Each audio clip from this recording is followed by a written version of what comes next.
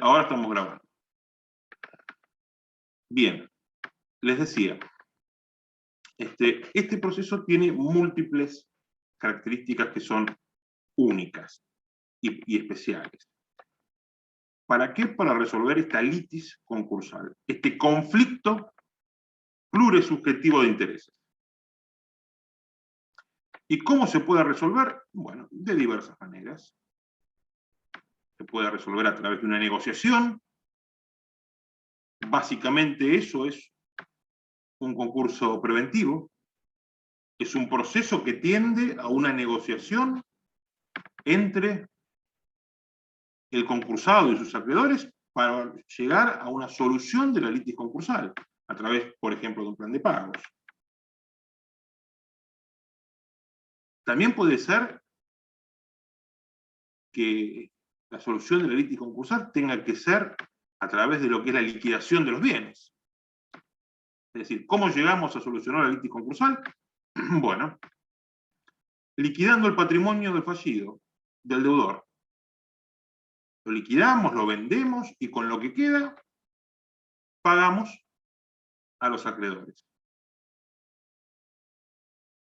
Ahora, y ya metiéndonos más de cabeza en el tema. ¿Cuáles son los caracteres de estos procesos concursales? Ellos son la universalidad, la concursalidad, la publicidad, la igualdad, y si bien no figura en el programa, yo se los voy a decir igual, el doctor Horacio Garaguso entiende también como carácter a la oficiosidad.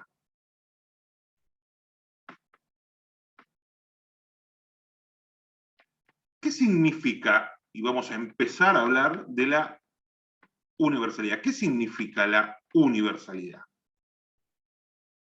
¿Qué importa la universalidad? Para encontrar una respuesta a esto, en primer lugar, vamos a dirigirnos al artículo primero de la ley. Vamos a tomar la ley y nos vamos a dirigir a su artículo primero. Y en su segunda parte, ¿qué nos dice?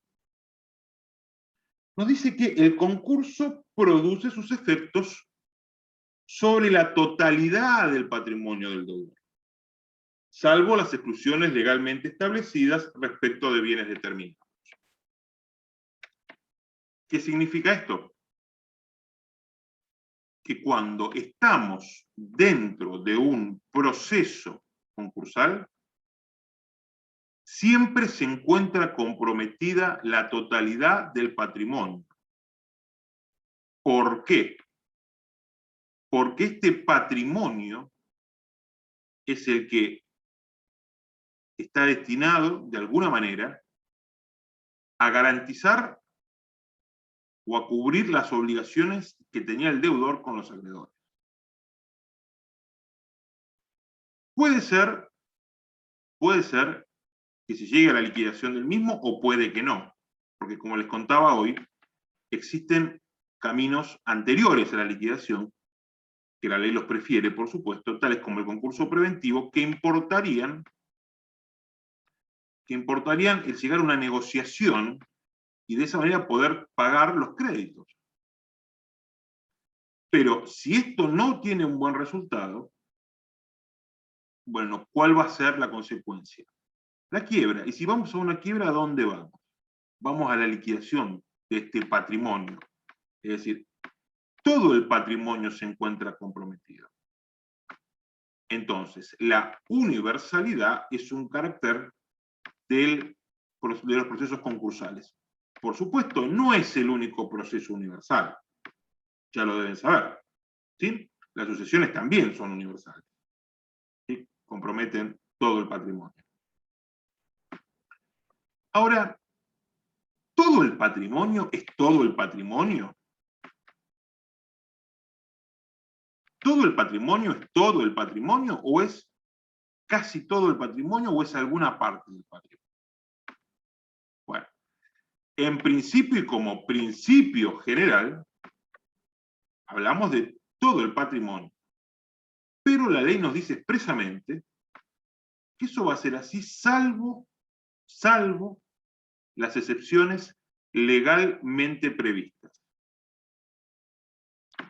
Y acá vamos a hacer un paréntesis. Acá vamos a hacer un paréntesis. En primer lugar, porque va a ser salvo las excepciones legalmente previstas y también aquellas que están previstas de algún modo jurisprudencial. Después, como segundo paréntesis, vamos a decir, bueno, legalmente previstas. ¿Por qué ley? ¿Qué tipo de ley? ¿Una ley de carácter nacional? ¿Una ley del Código Procesal? Es decir, una ley de carácter provincial. Bien. Respecto de lo primero. En principio, la salvedad lo vamos a encontrar legalmente. En primer lugar, lo vamos a encontrar en la propia ley de concursos y quiebras. El artículo 108, por ejemplo, nos va a dar un elenco de bienes y derechos que se encuentran excluidos de lo que se denomina desapoderamiento, es decir, excluidos de tener que integrar este patrimonio universal destinado a responder por las obligaciones asumidas con los acreedores. A grandes rasgos, vamos a hablar de bienes inembargables. Los bienes inembargables quedan fuera de esta universalidad.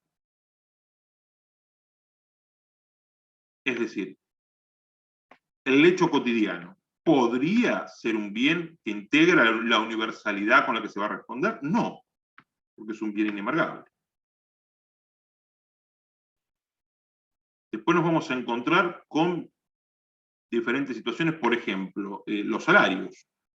El salario ingresa dentro de esta universalidad. Bueno, sí, pero en una parte, en un porcentaje. En el porcentaje en que es embargable. En su caso será el 10 o el 20%. O podría ser que si fuese una jubilación, bueno, no integraría esta universalidad. ¿Por qué? Porque es inembargable. Es decir, este concepto de universalidad patrimonial del todos es un tanto relativo, ¿sí? Porque tiene diversas excepciones. Después cuando hablamos yo les decía, bueno, hay algunas excepciones que en realidad son legales, pero son legales y también jurisprudenciales. ¿Y por qué? Bueno, porque la jurisprudencia se ha encargado a través de los años de ir delineando algunos conceptos que legalmente quizás son un poco genéricos. ¿Sí? Y que tienen que ver con, bueno, ¿cuáles son los bienes indispensables para la vida de una persona? ¿Cuáles son los bienes indispensables para la vida de una persona humana? Y aquí, bueno, nos vamos a encontrar con diferentes criterios y cuestiones que se han dado en la jurisprudencia. El caso más típico y más nombrado siempre ha sido el del televisor, ¿no? Esto de que, bueno, si el televisor si tenés un televisor es inembargable. ¿Por qué? Y bueno, porque se supone que es tu modo de poder informarte y de poder distraerte y de poder llevar una vida medianamente normal. Discutible o no, esa es la postura jurisprudencial. Hoy yo me preguntaría, todavía no nos ha tocado, pero ya supongo que nos va a tocar en algún momento, ¿no? ¿Qué pasaría si a alguien le sacamos el teléfono? ¿Qué pasaría si a alguien le sacamos el teléfono? Hoy llevamos nuestra vida en el teléfono. Tenemos nuestros contactos, trabajamos con el teléfono. Pareciera que es casi indudable su inembargabilidad, ¿no? ¿Y por qué? Porque ¿a qué tiende la inembargabilidad? ¿A proteger qué cosa? Ni más ni menos que la dignidad humana. y los derechos básicos que tenemos como seres humanos. Y dicho esto, les hago una aclaración que siempre hace el doctor Horacio Garabuso, y me parece importante hacerla, que se dice que, bueno, en general, las exclusiones a la universalidad están previstas exclusivamente para las personas humanas. Para las personas humanas. Más no así para las personas de carácter jurídico. Y eso es un error. Eso es un error. ¿Por qué? Porque, por ejemplo, los bienes de la iglesia, los bienes hoy, eso está ampliado a muchos cultos, y no solamente de la iglesia católica, son inembargables. Son inembargables. Los bienes de las asociaciones aborígenes son inembargables. Y esas no son personas humanas. Las asociaciones aborígenes, nucleadas en un régimen de asociación civil, no es una persona humana. Sin embargo, tiene bienes a su nombre. Y esos no son embargables. Por lo tanto, están excluidos de esta universalidad. ¿Se comprende? Quiero que entiendan este concepto. Existen supuestos, entonces, donde, sacando el caso de las personas humanas, que son la gran mayoría, por supuesto, y que atienden a su dignidad y a su condición de ser humano, también hay otros supuestos que hablan, son personas jurídicas, básicamente, los bienes de personas jurídicas los que se encuentran excluidos. ¿Sí? No son la mayoría, por supuesto, pero existen estas excepciones que les acabo de enumerar recién. Otra cuestión respecto de la universalidad tiene que ver con esto de las exclusiones legales. Recuerdan que yo les comenté, les planteé, para que pongamos un paréntesis en, bueno, estas exclusiones legales, ¿tienen que ser por ley nacional necesariamente? ¿Podrían ser por leyes provinciales? Bueno, esto ha generado un gran debate sobre todo, y en particular, en lo que tiene que ver con los regímenes de protección de vivienda. Con regímenes de protección de vivienda. Así tenemos fallos como el fallo Banco Social de Córdoba, donde se entendió que, bueno, en la provincia de Córdoba existe una ley que preveía la inembargabilidad absoluta de la vivienda familiar y permanente. Absoluta, estamos hablando, ¿no? Y, bueno, esto fue planteado judicialmente, y la Corte Suprema de Nación decidió que no se podía, que las provincias no podían tener leyes que de alguna manera detraigan bienes de los concursos preventivos o de las quiebras, ¿sí? De esta universalidad. Básicamente que dispongan de regímenes de inembargabilidad. En la provincia de Buenos Aires también tenemos una ley en ese sentido. Aquí hemos tenido disparidad de criterios. Hay quienes entienden que eso es posible, porque en realidad la protección de la vivienda familiar es un derecho que viene de la Constitución Nacional y los tratados internacionales, que la Argentina ha suscrito, y por lo tanto las provincias se encuentran habilitadas a protegerlos si la nación no lo hace. Pero bueno, es un tema bastante discutible donde no hay una solución única o unívoca, ¿sí? Básicamente, con eso nos vamos a encontrar cuando hablamos de universalidad como carácter de los procesos concursales. También, y esto sí es distintivo y propio y único de los procesos concursales, es la concursalidad. La concursalidad es distintiva y es propia y exclusiva de los procesos concursales.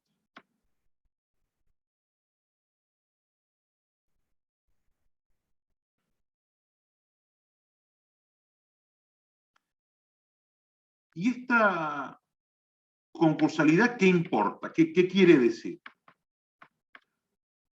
Quiere decir básicamente que todos los acreedores, los interesados, los terceros, van a estar sometidos al mismo régimen normativo, que es ni más ni menos que la ley de concurso.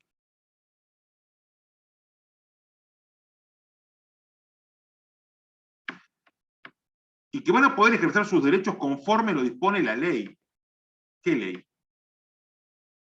La ley de concursos. Es decir, no la ley que regula cada una de las obligaciones que han generado los créditos que pretenden hacerse valer, sino la ley de concursos.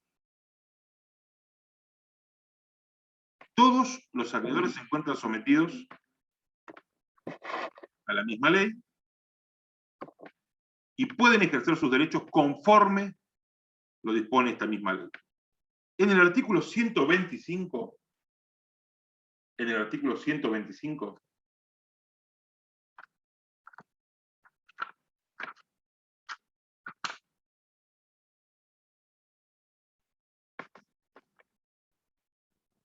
vamos a encontrar una definición de la concursalidad, que si bien la encontramos en la quiebra, porque el artículo 125 es un artículo que está en el capítulo de la quiebra, es aplicable a cualquier proceso de tipo concursal.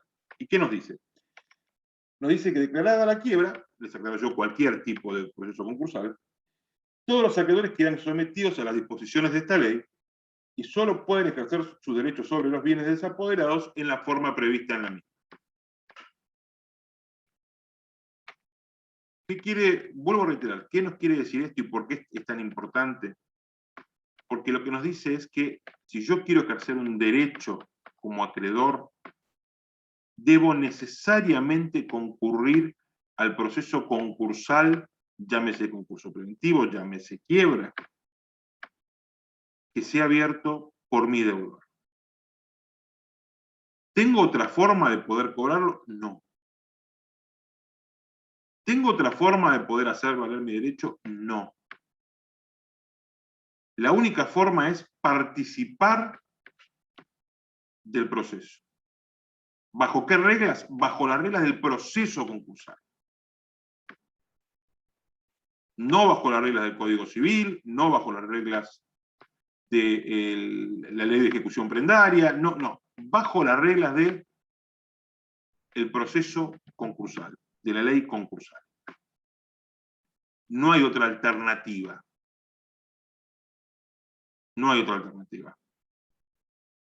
¿Queda claro esto? Esto es muy importante que lo entiendan. ¿Sí? Acá vamos a uniformar todos los reclamos, vamos a someterlos a la misma ley, vamos a someterlos al mismo proceso, porque la concursalidad también, ¿qué importa? ¿Qué importa? El sometimiento a la misma ley, pero también importa el sometimiento a un mismo proceso, porque no vamos a abrir un proceso concursal por cada acreedor. Vamos a abrirlo por el deudor, y los acreedores van a ser múltiples, y todos van a ser sometidos, y todos van a encauzarse en un mismo proceso, en un único proceso. Que al mismo tiempo también va a estar bajo la órbita de un mismo juez.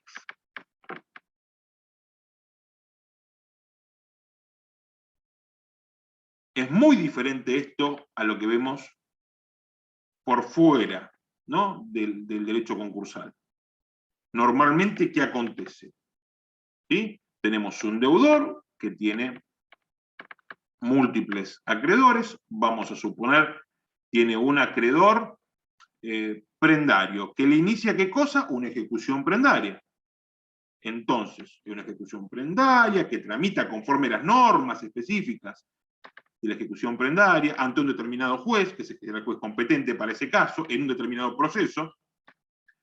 Ahora, también tiene una deuda por expensas. Bueno, se le va a seguir una ejecución de expensas ante un determinado juez, ante otro seguramente juez, ¿sí? En otro proceso que no está vinculado con este de ninguna manera. Tiene una deuda por daños y perjuicios. Bueno, lo mismo. Va a ir por otro tipo de proceso, diferente ante otro juez. Ahora, Si ese deudor se concursa, que sea a través de un concurso preventivo o va a la quiebra, todos estos acreedores que tenemos diseminados van a tener que venir a este único proceso.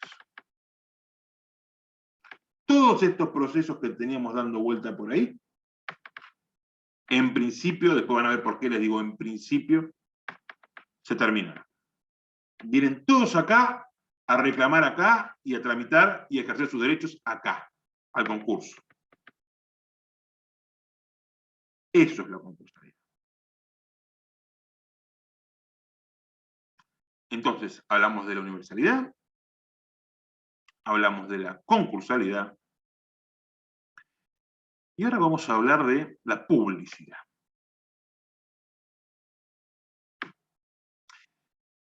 ¿Qué implica esto de la publicidad?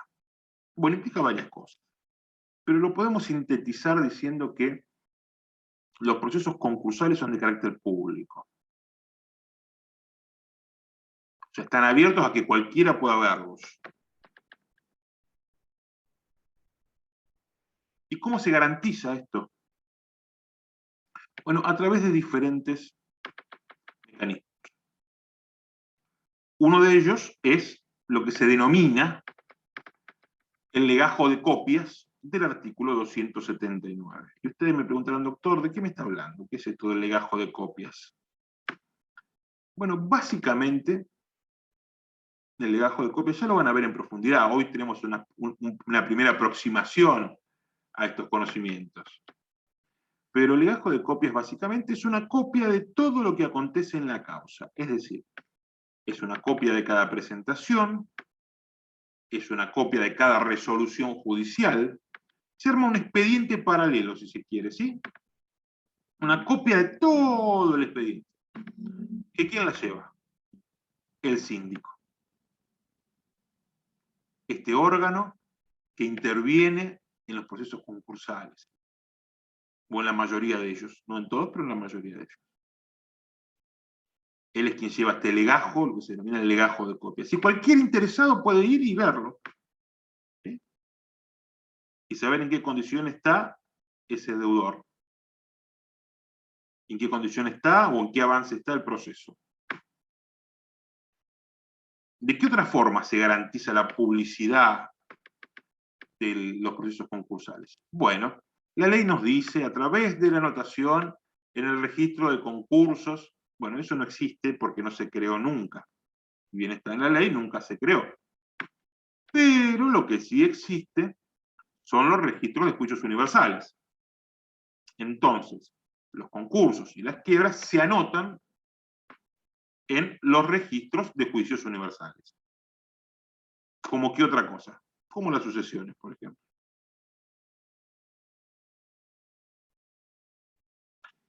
¿Y de qué otra forma se garantiza esta publicidad?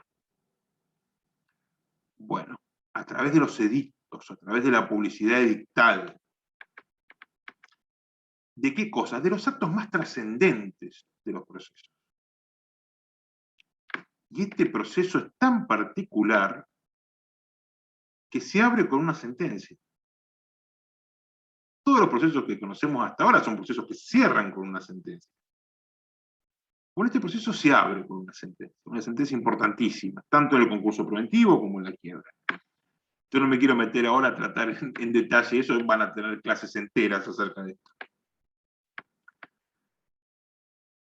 Cuando se abre un concurso, por ejemplo, se dicta una sentencia de apertura, donde se dice quién es el concursado, ante qué juzgado está concursado, cuál es el plazo que tienen los acreedores para presentarse a verificar. ¿Qué es verificar?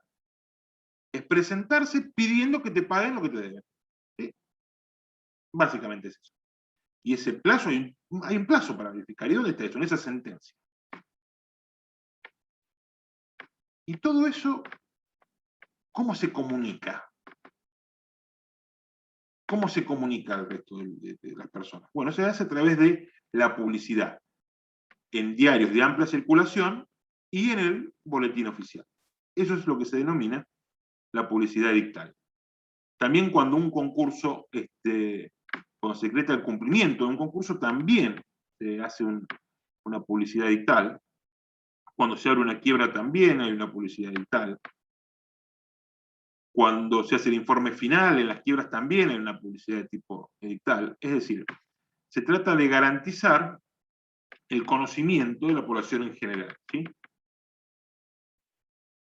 Eso tiene que ver con, y atañe a esto que hablábamos recién, a este carácter de la publicidad, ¿sí? Como carácter de los procesos concursales. Otro carácter que habíamos nombrado es la igualdad. Es la igualdad. Bueno, y este carácter es un poco complejo a veces de entender. Voy a tratar de hacerlo lo más claro posible. Ustedes van a escuchar muchas veces, innumerable cantidad de veces, a lo largo del desarrollo de la materia, una frase que es el respeto de la par conditio creditorum. Básicamente es el respeto de la paridad de los acreedores. ¿Y esto qué encierra? Encierra básicamente la igualdad ante los acreedores. Pero claro, a poco que ustedes lean la ley y empiecen a conocer los diferentes institutos, van a decir, doctor Colandrea, usted dijo que había igualdad entre los acreedores, pero no es verdad. Porque hay acreedores que cobran antes, porque hay acreedores que cobran más, porque hay acreedores que están desplazados. ¿Qué clase de igualdad es esta? Bueno, es una igualdad entre iguales.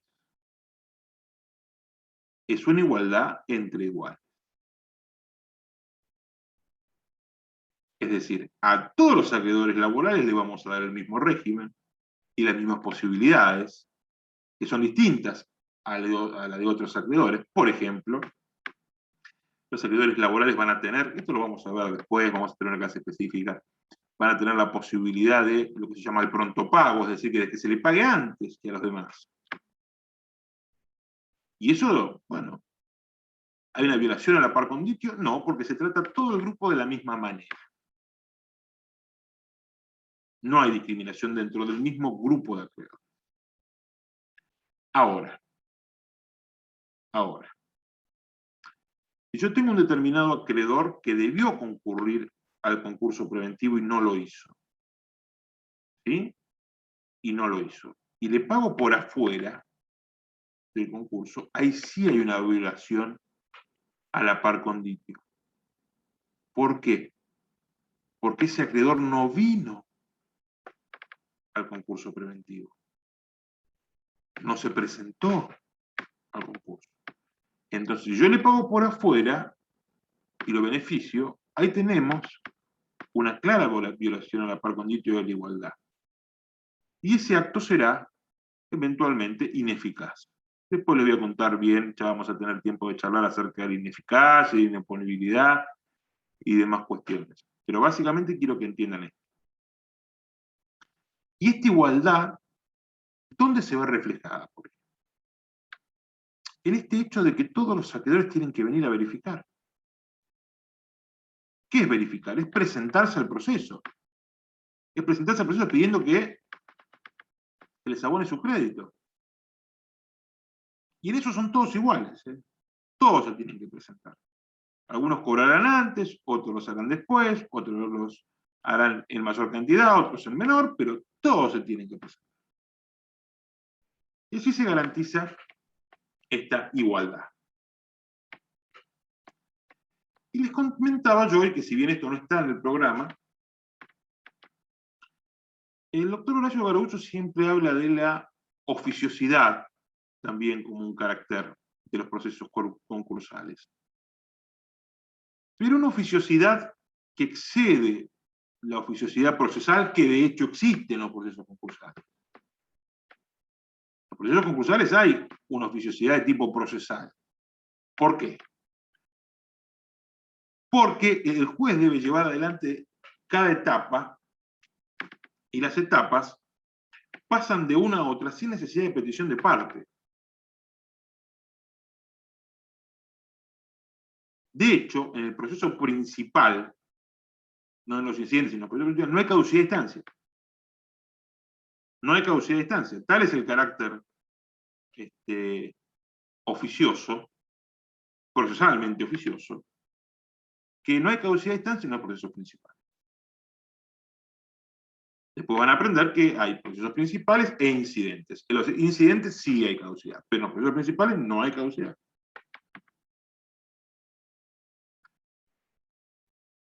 Ahora, yo hablo de otro tipo de oficiosidad, que es la oficiosidad sustancial. Así lo denomina Horacio Garagoso, oficiosidad sustancial. ¿Y qué significa esto de oficiosidad sustancial? Significa o hace alusión a las facultades que tiene el juez en optar por diferentes alternativas dentro del proceso. Es decir, no hay un único camino para el juez. El juez oficiosamente va a tener que ir decidiendo, de acuerdo a las características de la causa, cuáles son los caminos que se van a ir siguiendo. Teniendo para ello como norte algunas premisas básicas que tienen que ver con, por ejemplo, ¿no?, la conservación de la empresa como bien socialmente útil, con la conservación, por ejemplo, de las fuentes laborales. Les voy a dar un caso para que tengan una idea. Quiebra una empresa, pero resulta que el juez advierte que esta empresa tiene muchos trabajadores y esta empresa podría seguir funcionando. Podría seguir funcionando, más allá de las deudas. Bueno, el juez podría decidir que se continúe con la explotación por los trabajadores. Podría hacerlo. O podría entender que no corresponde. Pero podría seguir diferentes caminos. Y a eso atañe, y a eso hace referencia la oficiosidad sustancial. Esta posibilidad que tiene el juez de seguir un camino u otro, dependiendo de las características de la causa. Esto es algo que no es muy común en los procesos. Quizás en algunos procesos de familia, pero no mucho más que eso. En general la ley nos da un camino o una solución. Aquí vamos a tener que ir viendo, el juez va a tener que ir viendo, cuál es la solución más conveniente para los acreedores, para la sociedad en general, para los trabajadores, para mantener una empresa socialmente útil. O sea, a eso hace referencia esta oficiosidad de tipo sustancial. Bien, básicamente esos son los caracteres de los procesos concursales. Espero que les haya quedado medianamente claro, ¿sí?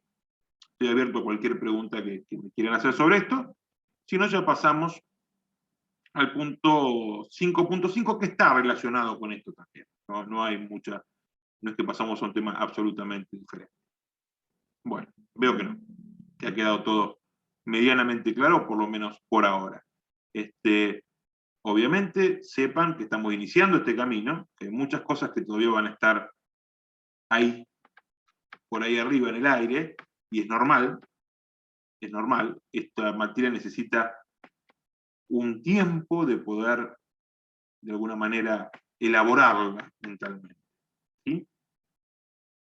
Les recomiendo siempre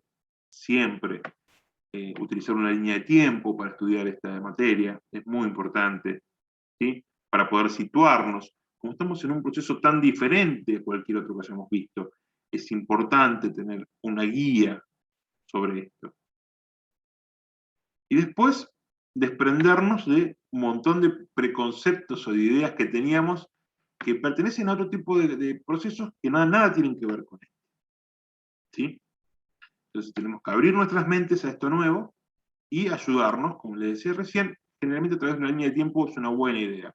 Siempre anda por ahí una línea de tiempo dando vueltas, creo que hay una grabada también en el campo, así que la pueden sacar de ahí. Bien, dicho esto, pasamos a la bolilla 5.5. ¿Qué es esta bolilla 5.5? Bueno, ahí hace mención a la organización procesal y sustancial del concurso como proceso. organización procesal y sustancial del concurso como proceso. Bien. Primero tenemos que recordar algo básico. Que para resolver la litis concursal, básicamente tenemos tres modos. Uno es la negociación, que lo vamos a ver en dónde normalmente, en el concurso preventivo, en el acuerdo preventivo extrajudicial. Otra es la liquidación, que lo vamos a ver en dónde, en la quiebra básicamente. Y otro es, mucho menos utilizado y mucho menos frecuente, el fideicomiso de administración bajo control judicial de las entidades deportivas de primer grado. Para algún memorioso, la mal denominada o la mal llamada ley Racing. Veo algunas cabezas que se mueven, que recuerdan. Perdón, ¿puede volver a repetirlo, el tercero, por favor? Sí, es el fideicomiso de administración bajo control judicial de asociaciones deportivas de primer grado. Es la ley 25.284.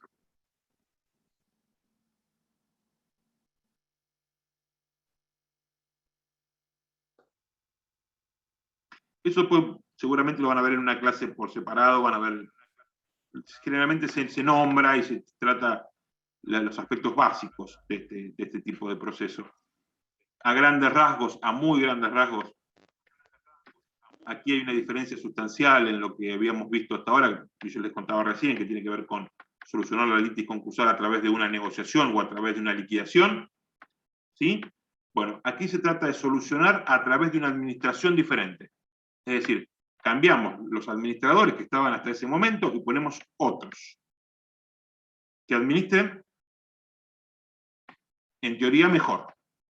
Y de esa manera poder saldar las obligaciones. ¿Sí? Esa es la idea básica. Ya no hablamos ni de una negociación ni de una liquidación, sino de la imposición de una administración de tipo diferente, ¿sí? A través de un fideicomiso de administración. Bien. Cuando hablamos de la negociación, cuando hablamos del concurso preventivo en particular,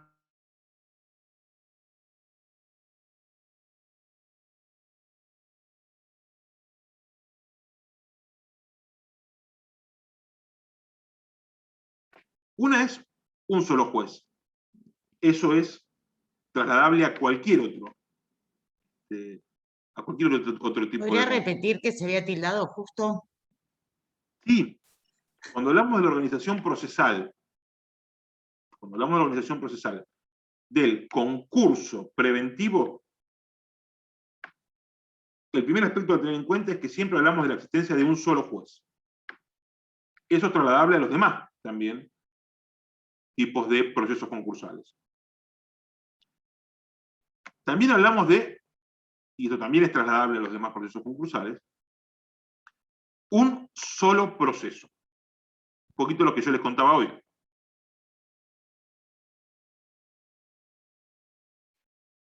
Hablamos de, también como otro aspecto procesal, de amplios contenidos negociables.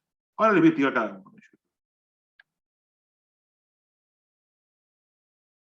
Y dentro de esta organización procesal tenemos que tener en cuenta que el acuerdo que se pueda arribar en un concurso preventivo pone fin al proceso, ¿sí? Pero no implica que esté cumplido y que se haya resuelto o haya terminado el estado del litis concursal. Ahora vamos a ir viendo cada cosita. Les dije, primero, un solo juez, eso ya lo tenemos clarísimo porque lo vimos cuando hablábamos de qué cosa, de la concursalidad. ¿Hablamos de un solo proceso? Bueno, profesor. Cuando alguien me preguntó algo, perdón. Disculpe, buenas tardes. Buenas tardes. No sé quién me Perdón, habla. buenas noches. Facundo. Facundo, Le sí. quería preguntar, porque no logro entender un poco esta parte. La organización Dale. procesal consta de 3 partes, ¿verdad? O sea, La el organización concurso procesal, en preventivo- realidad, 4. 4, bien. 4. Un solo tribunal, un solo proceso, amplios contenidos negociables y que el acuerdo no pone el fin al proceso concursal. Perdón, que el acuerdo pone fin al proceso concursal, pero no implica su cumplimiento. Ahora vamos a ir viendo uno por uno, ¿sí? Perfecto, profe, gracias. No, por favor. Como si estuviese para eso. Un solo proceso, un solo tribunal, lo vimos recién y tiene que ver con esto de la concursalidad. ¿Y cómo se garantiza eso? ¿Cómo lo garantizamos? En particular que sea un solo proceso. A través de lo que se denomina el fuero de atracción y la suspensión de las acciones. ¿Qué quiere decir esto? Es muy simple. ¿Recuerdan que yo hoy les daba el ejemplo de que un deudor puede tener diferentes juicios iniciados en su contra? ¿Sí? Todos juicios diferentes. Cuando este deudor pide su concurso preventivo, todos estos juicios de contenido patrimonial, en principio vienen al concurso preventivo, al juez del concurso preventivo, y se suspenden ahí. ¿Y qué tienen que hacer los acreedores para cobrar? Verificar sus créditos. Después van a ver que hay alguna excepción, porque existe la posibilidad de que algunos puedan continuar con los juicios de conocimiento, pero bueno, eso lo van a ver cuando vean específicamente fuero de atracción y suspensión de las acciones. Pero en principio, ¿cómo se garantiza esto? A través de un solo proceso, y eso ¿cómo se da? Por medio de lo que es el fuero de atracción. Es decir, atrayendo todas las causas que tenía este deudor en su contra. Siempre el fuero de atracción implica que el demandado es el deudor. ¿Sí? Es decir, se van a traer todas las causas de contenido patrimonial donde el demandado es el deudor. ¿Le puedo hacer una pregunta? Sí, En el caso que hay un pedido de concurso preventivo por deudor, obviamente, y simultáneamente un pedido de quiebra por acreedor, ¿cuál prevalece? discúlpeme, no lo escucho bien.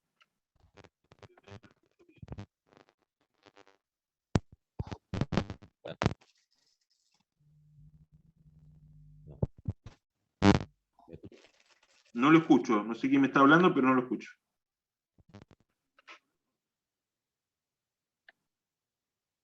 Bien, me quiere seguir preguntando, pero no lo escucho. No tengo audio. Ahora sí lo escucho. Sí lo escuché. Bueno, no tengo forma de escucharlo. Creo que es usted, Ricardo Álvarez, que me habla, pero no tengo forma de escucharlo. Sí, no, le preguntaba si en el caso de pedido de colectivo por deudor, obviamente, y simultáneamente un pedido de quiebra por acreedor, ¿cuál prevalece? Bueno, ahí tenemos lo que se denomina la prevalecencia concursal preventiva. Es decir, si tenemos un pedido de concurso preventivo y un pedido de quiebra, va a prevalecer el concurso preventivo. Va a prevalecer el concurso preventivo. ¿Por qué? Por algo que yo les mencioné hoy, que la ley siempre prefiere la solución negociada, ¿sí? Arribar a una negociación, no terminar en una liquidación de bienes. La liquidación de bienes es lo último, la última ratio, ¿sí? Es cuando no pudimos solucionarlo de otro modo. Ricardo. Bien, gracias, doctor. No, por favor. Profesor, ¿cuál es la diferencia entre quiebra y liquidación básica? O sea, específicamente. Bueno, a ver. La quiebra es un procedimiento, es un proceso, ¿sí? La liquidación es uno de sus modos naturales de terminar, pero no el único. Ah, bien. Está. Pero, Ricardo, por favor, ¿se podría mutear porque hay un bucle? O sea, la quiebra lleva a que la persona se le liquiden los bienes, básicamente, ¿no? pero Bueno, la forma en de prin- pagarle a los acreedores no es, o sea, no queda solamente en la liquidación. no, mira, Facundo, la quiebra, en principio importaría la liquidación de los bienes, ¿sí? En principio importaría la liquidación de los bienes. Pero no es el único modo de culminar con una quiebra, ¿sí? ¿Es el más natural, es el más normal, es el más común? Sí, sí. Pero te voy a dar un ejemplo. Si vos estás tramitando tu quiebra y antes de que se liquiden los bienes, vos te pones de acuerdo con tus acreedores y llegas a una negociación con tus acreedores por fuera, ¿no?, del expediente, obviamente. Pueden presentar cartas de pago o lo que se denomina un avenimiento y ahí se terminó la quiebra y no se liquidó ningún bien. O sea, Claro. normalmente no es así. Normalmente la gran mayoría termina con la liquidación de los bienes de todos o parte de ellos, ¿sí? Pero no es la única, no es el único modo de concluir con una quiebra. Existen otros. Por eso no podemos equiparar el concepto de liquidación y quiebra necesariamente. Obviamente que la liquidación solamente se va a dar en el ámbito de la quiebra, pero en la quiebra puede haber otros modos de culminarla, que no sean a través de una liquidación. Aunque, vuelvo a repetirte, normal y habitualmente la liquidación es el modo natural en que termina, ¿sí? Doctor, Sí, profesor. Sí, bien. ¿Bien? doctor. Sí. Sí, no, era para avisarle porque el celular se me apaga la batería por la duda por el presente. Tuve toda la clase por las dudas. No, igual yo no saqué las fotos al principio, así que si estabas al principio ya está. Porque me queda 2% del celular y estoy asustado porque se me corta. Bueno, no te preocupes, no te preocupes, no te preocupes. Gracias. No, por favor. Bien. Volviendo entonces. Les comentaba recién, un solo tribunal, un solo proceso y amplios contenidos negociables. ¿Qué quiere decir esto? La ley dentro de un concurso preventivo nos da amplias posibilidades de arribar a un acuerdo. Es decir, podemos realizar diferentes tipos de propuestas para arribar a un acuerdo, hasta generar una sociedad con nuestros acreedores. ¿Para qué? Porque la ley hace todo lo posible para que solucionemos la litis concursal a través de la negociación. Siempre tengan esto presente. Y dentro de estos aspectos procesales, lo otro que yo les comentaba es que el acuerdo, una vez que arribamos a un acuerdo en un concurso preventivo, eso se va a poner fin al proceso propiamente dicho. Al proceso, ¿sí? En realidad, más que fin, lo pone en un estado de latencia. Ya les aclaro. Lo pone en un estado de latencia. Pero ¿cuándo se va a terminar de resolver la litis concursal? Una vez que se cumpla el acuerdo. Porque, a ver, nosotros tramitamos todo un proceso concursal preventivo. Tenemos una etapa donde vienen los acreedores a verificar, después tenemos una etapa de negociación, después arribamos a un acuerdo, después homologa ese acuerdo, y ahí se va a culminar con el proceso, ¿sí? Ahí va a estar la resolución de conclusión del proceso. Pero es muy probable, casi con seguridad, que en ese acuerdo hayamos pactado, ¿qué cosa? Diferir los pagos de las obligaciones que teníamos. Es decir, que el proceso, ese acuerdo puede estar cumplido 2, 3, 4, 5, 10 años después de que llevamos a cabo ese acuerdo, ¿sí? Ahora, este proceso quedó ahí, ya no tramita más. Sin embargo, Mafía llamaba esto la conclusión inconclusa del concurso preventivo. ¿Por qué? Porque de todos modos, cuando cumplamos con el acuerdo, vamos a venir a la justicia, a ese mismo proceso que quedó ahí, en latencia, a pedir una resolución de cumplimiento, una resolución que diga que nosotros cumplimos con nuestro acuerdo preventivo. Entonces esta conclusión es, como lo definía Mafía, una conclusión de tipo inconclusa. Bien, cuando ya no hablamos del concurso preventivo, sino de un trámite liquidatorio, como la quiebra, ahí nos vamos a encontrar, dentro de lo que es la organización procesal, también con un mismo juez, con un solo juez, nos vamos a encontrar con un único proceso, porque en la quiebra también hay fuero de atracción y suspensión de las acciones. En la quiebra también tenemos fuero de atracción y suspensión de las acciones. Es un poquito diferente a la de concurso preventivo, pero igual lo tenemos. Y eso nos garantiza que todos los acreedores vengan a tramitar, a requerir el pago de suscritos a este mismo proceso de falencia. Pero aparte de eso, hay algunos aspectos de organización procesal que son muy importantes y que tienden a la liquidación. ¿Por qué? Porque ¿qué nos dice la ley? Que la liquidación debe ser hecha con rapidez, con economía, y teniendo en cuenta la conveniencia de los intereses de los acreedores. Con rapidez, con economía, y teniendo en cuenta la conveniencia del interés de los acreedores. Bueno, son casi todas expresiones de buena voluntad. Las quiebras son muchas cosas menos rápidas, económicas y convenientes para los acreedores, ¿no? Seguramente. Pero bueno, ese es el norte. Esa es la idea. ¿Ah? Deberían ser rápidas, deberían ser económicas y deberían ser convenientes para los acreedores.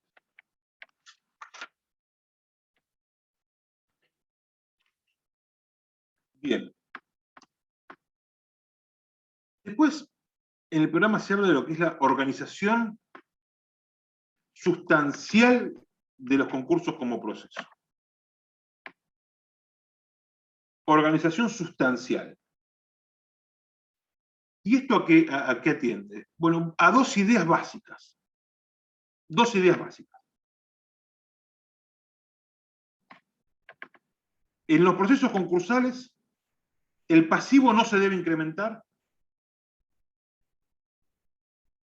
y el activo no se tiene que deteriorar. ¿Por qué? Porque con el activo vamos a saltar el pasivo. ¿Se entiende? Si cuidamos e incrementamos los bienes y no dejamos que haya más deudas, vamos a poder resolver la litis concursal. Esa es la idea de lo que se denomina organización sustancial de los procesos. Esa es la idea. Cuidamos los bienes, los protegemos y no dejamos que se incremente el pasivo. ¿Por qué? Porque si durante el proceso dejamos que se incremente el pasivo, estos bienes cada vez alcanzan para menos. ¿Y cómo lo vamos a hacer? De diferentes maneras. Primero, y en lo que tiene que ver con esta idea de que no se incremente el pasivo, va a ser muy importante que lo cristalicemos. Es decir, que una vez que se empezó el proceso quede como una foto lo que se adeuda. Y no se siga incrementando la deuda. Eso es lo que se denomina cristalización del pasivo. Vuelvo. Cristalizar el pasivo es como sacarle una foto estática antes o al momento, en realidad, en que se inicia el proceso concursal. Y no dejar que se incremente este pasivo. Esta es la forma de cristalizarlo.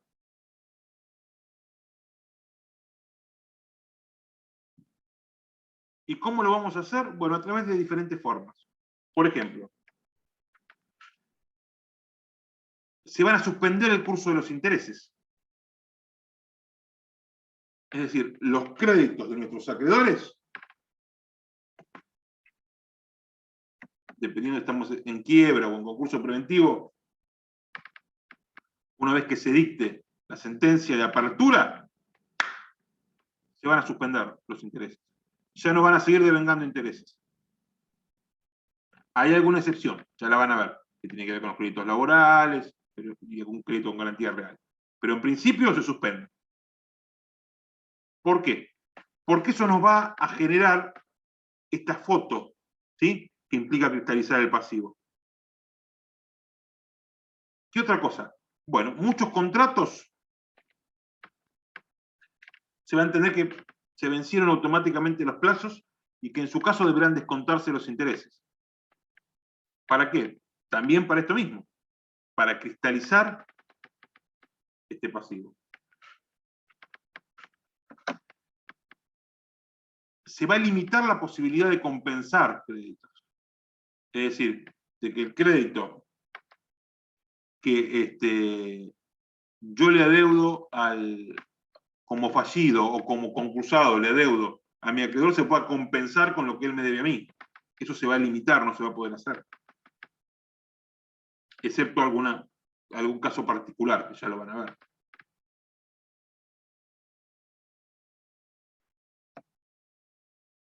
Esto, de alguna manera, nos va a dar esta foto estática que yo les contaba hoy, ¿no? Esta posibilidad de cristalizar y de ver claramente qué es lo que se debe. Y de no permitir que se siga engrosando.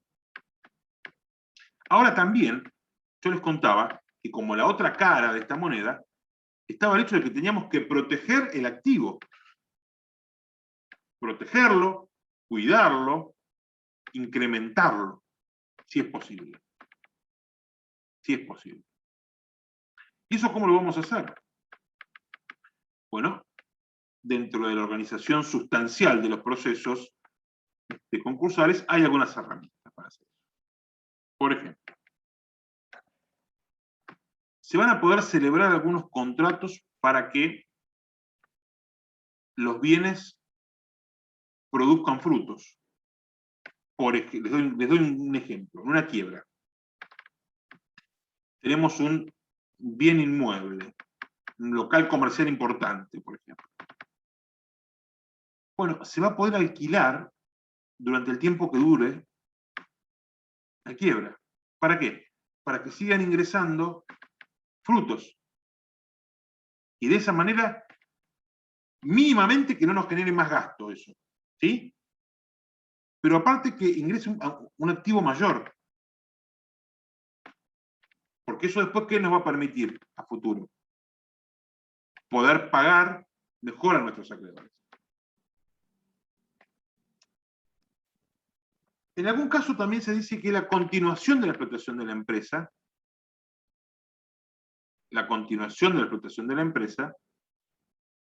es una forma de proteger el activo. Les doy un ejemplo. Quiebra un diario. Un diario. Si el diario deja de publicarse durante un determinado tiempo, murió. Ya está. Se terminó. Entonces, a veces, hacer que, en principio, la quiebra implica que los establecimientos se clausuren y se cierren. Pero a veces es posible continuar con esa explotación. ¿Por qué? Porque si continuamos con la explotación, nos va a permitir poder vender ese bien a un mayor valor, porque nunca lo discontinuamos. Otro ejemplo. Resulta que quiebra un productor agropecuario. Y tenemos ya la cosecha en el momento para tener que levantarla. Bueno, teóricamente, si yo clausuro el establecimiento, ya no se podría hacer más nada. Ahora, si continúo con la explotación, eso lo levantamos y lo podemos vender, y eso genera más activo para la quiebra. Por eso este es un modo de incrementar el activo.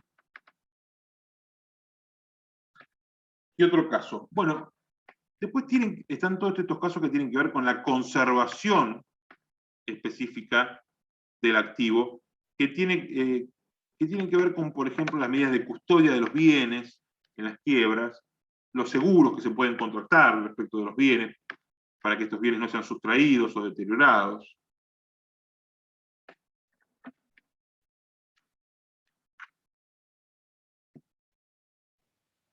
Bien. Y hay otra cuestión, y ya con esto terminamos. ¿Qué hace la organización sustancial? Que tienen que ver con, por un lado, el efecto liberatorio de los procesos concursales. ¿Por qué liberatorio? Porque, por ejemplo, todo acreedor de causa o título anterior a la presentación en concurso preventivo o en quiebra, va a tener que ejercer su derecho en el proceso concursal o en la quiebra. Ahora, si no lo hace, ¿qué pasa? ¿Se queda con su derecho y lo puede reclamar después? No, lo pierde. Ya no lo puede reclamar. Entonces aquí se ve cómo existe ese efecto liberatorio de procedimientos concursales. Una vez que nosotros saneamos esa litis concursal, los que quedaron afuera, ¿eh? Ya está. Ya no pueden cobrar. Y se produce la liberación de esas obligaciones. Después van a ver también que dentro de este efecto liberatorio van a encontrarse con que la quiebra tiene un plazo de prescripción para Doctor, poder... perdón, le hago una pregunta. Sí, Con obligaciones que todavía no se vencieron, obligaciones futuras. vos te acordás que yo te comentaba hoy que uno de las cuestiones que hacen a la cristalización es el decaimiento de los plazos. A ver, cuando vos te declarás en concurso preventivo o en quiebra, generalmente, sobre todo en quiebra, hay un decaimiento de los plazos, es decir, es como cuando dejas de pagar un mutuo. Caen todos los plazos. ¿Sí? Sí. Ya no existe más ese plazo. Bien, pero una obligación que todavía, o sea, que se contrató, tomó un crédito, por ejemplo, y es a futuro. Ese acreedor tiene que presentarse igualmente, Por supuesto. Por supuesto. Por supuesto. aunque Todo no haya vencido acreedor ni siquiera de causa o título anterior a la presentación debe participar de la concursalidad, debe presentarse a verificar. Okay. Porque aparte del tema, cuando vos ingresás en el concurso preventivo, o en particular en la quiebra, se va a producir un decaimiento de los plazos. O sea, ya está. Ya a partir de ahí va a tener que presentarse a verificar por ese todo. Ok, no se puede presentar después. Bueno, existen alternativas para que se pueda presentar después, pero siempre son alternativas que están acotadas en el tiempo. ¿Sí? Existe, en principio, hay lo que se denomina, y esto ya lo van a ver en profundidad, un periodo ordinario de verificación, ¿no? Es un periodo que oscila entre 15 y 20 días desde la última publicación de dictos respecto de la apertura, es decir, cuando se comunica la apertura del proceso, ¿sí? Sí. A partir de ahí, de esa última publicación, hay 15 o 20 días para presentarse a verificar. Si no se hace, la ley da otra posibilidad. Y esa posibilidad es lo que se denomina, ustedes lo van a ver después con detalle, el incidente de verificación tardía. Okay. Es decir, se puede presentar tardíamente. Pero guarda con esto. ¿Por qué? Y acá volvemos a este efecto liberatorio. Guarda con esto. ¿Por qué? Porque para ingresar por un incidente de verificación tardía, tenés 2 años. Desde la fecha de apertura de la quiebra o de concurso preventivo. Tenés 2 años. Si no lo hiciste, tu crédito está prescrito. Y acá también se ve este efecto liberatorio del que hablábamos. ¿Se entendió? Sí, gracias.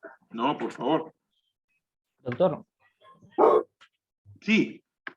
con respecto a lo que preguntaba el compañero, en un caso, Sí. por ejemplo, de contrato de suministros, el caso del diario que planteaba usted, que haya un suministro de papel prensa, por ejemplo, por así decirlo.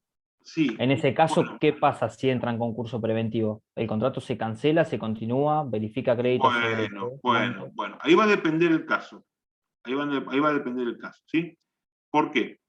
Hay todo un procedimiento específico que creo que se los voy a dar yo, me parece, en las próximas clases, que tiene que ver con cómo se continúan los contratos con prestaciones recíprocas pendientes, se denomina esto.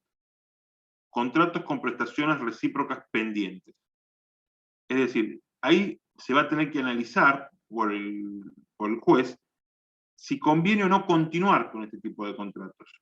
Entonces, el contrato puede continuarse en sus mismos términos o puede resolverse. Y si se resuelve, ahí sí, este acreedor tendrá que venir a verificar. ¿Se entendió, Franco, la idea? Sí, sí, se entendió. Perfecto. Bien, como otro efecto liberatorio tenemos la novación que produce el acuerdo preventivo. ¿Qué es la novación? La novación no es otra cosa que la muerte de una obligación y el nacimiento de una nueva. ¿Sí? Una vez que llegamos a un acuerdo, si yo era acreedor y mi deudor me debía 100, pero yo en el acuerdo firmé que mi acreedor, que mi deudor ahora me debe 50 porque le hice una quita, si mi deudor va a la quiebra, mi deudor me va a deber 50, no 100, porque se produjo un efecto novatorio.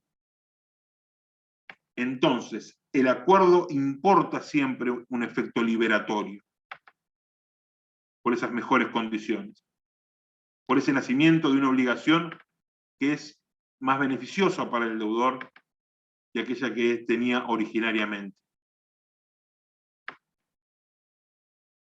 Y después también, dentro de, un poco yo lo comenté, pero bueno, dentro de esta organización sustancial está lo que se denomina el finiquito de las cuestiones pendientes, y es un poco lo que hablaba con el compañero Franco recién, ¿no? Es decir, hay algunos contratos, la quiebra y el concurso preventivo no importan por per se la resolución de los contratos. Muchos de estos contratos van a seguir vigentes, otros no. Otros no. Bueno, eso significa que se van a dar finiquito a cuestiones que estaban pendientes. ¿Sí? Es decir, los que no continúan, esos se van a terminar acá, se van a resolver. Pero no es el principio general. ¿Sí? La quiebra no importa per se que todos los contratos se vayan a resolver. Algunos se van a resolver y otros no. Dependiendo de una multiplicidad de factores que todavía ustedes no tienen el conocimiento suficiente como para poder saberlo, pero básicamente yo les puedo decir que tiene que ver con, bueno, si la empresa continúa en marcha, si no continúa en marcha, si ese contrato es beneficioso o no lo es. Hay un montón de factores que va a haber que ver en el caso a caso para ver qué contrato se va a resolver, qué contrato no lo va a hacer. Bueno, espero haber sido lo suficientemente claro. Profesor, Sí, una última consulta. Entonces, dale. para esta última parte de la organización sustancial, o sea, Sí. la quiebra no significa que la cesación de ejercicio de actividades comerciales, por ejemplo, de una empresa, No las puede seguir necesariamente. realizando. Bueno, no necesariamente. Mira, en principio sí. O sea, en principio sí. En principio lo que es lo normal, ¿sí? Lo habitual. Lo normal como lo habitual. Yo lo manifiesto, ¿no? Lo habitual es que cuando se produce la quiebra, se cierran los establecimientos, se clausuran. ¿Para qué? ¿Por qué se hace eso? Para proteger los bienes. Esto está dentro de lo que se denomina la incautación de bienes. Pero puede ser, Facundo, que a veces eso no sea lo más conveniente. No sea lo más conveniente para los acreedores. ¿Por qué? Porque ustedes ya van a ver, llegue su momento, que siempre cuando vamos a liquidar, es conveniente vender, si se trata de una empresa, es vender una empresa en marcha. Y no una empresa cerrada. Por supuesto que se tienen que dar las condiciones para ello, ¿sí? Se tienen que dar las condiciones para ello. Por eso, en principio, las empresas mueren ahí, ¿sí? O sea, se termina la actividad comercial ahí. Pero podría suceder que en algunos casos se continúe con la explotación empresarial. ¿Se entendió, Facundo? Sí, profe. Y lo último, con respecto al efecto liberatorio del que usted hablaba recién, Sí. entiendo el efecto, entiendo lo que produce, pero no me imagino el caso en el que un acreedor, por ejemplo, no se presente a, por ejemplo, a un concurso para pedir el cobro de sus créditos, obviamente. ¿En qué caso se Pero, puede dar? ¿Cuál no, es? mira, Facundo, eso es algo que se da mucho, ¿sabes? Ah, bien. Pero ¿sabes por qué se da mucho? Por varias razones, mira. Una, primero se tiene que enterar. Y a veces la publicidad dictar, la publicidad en los diarios, si no lo denunció como acreedor el deudor, a veces ni se enteran. Después, Claro, me imagino que la publicación por edictos debe ser complicada, o a ver, los en el edictos caso no de los los lee nadie. diarios. Los edictos son para hacer el asado, no lo lee nadie. Claro, La realidad es esa. Se va a leer en los diarios de publicaciones el que lee el diario, el que no lo lee digital. Como el 90% de las personas lo leen digital. Que todavía sigue comprando La Capital, capaz que lo ve. claro. En general se termina enterando muchas veces. A ver, vamos a la práctica, chicos. En la práctica, ¿cómo se termina enterando? El boca en boca. Che, ¿viste que aquel se concursó? Che, ¿viste que aquel quebró? ¿Por qué? Porque por eso se enteró por otro proveedor, amigo, termina siendo así. Ahora, si es poca plata, que de esa poca plata va a depender del tipo de acreedor, a veces dice, no, mira, ¿sabes qué? Ya está, la doy por perdida. Porque no me quiero meter en un proceso, no tengo que meter un abogado, no. La verdad, ya está, la doy por perdida. Si es mucha plata, no va a decir eso. La va a tratar de ir a buscar. Por eso, se da este efecto liberatorio siempre. No sé si se entendió la idea. Perfecto, profe, sí, clarísimo. Bueno, bueno. Bueno, ¿alguna otra pregunta, chicos? Disculpe, No. doctor. Yo entré 5 minutos tarde por la asistencia, no sé si lo nota o... No Sí, sé yo también. quiénes sos. Yo también. Díganme quiénes son sus apellidos. Moisá. A ver, de a uno. Ramón, uno. Ramón 1, Julián. Bien, a ver, Ramón, que lo tengo por acá. Sí.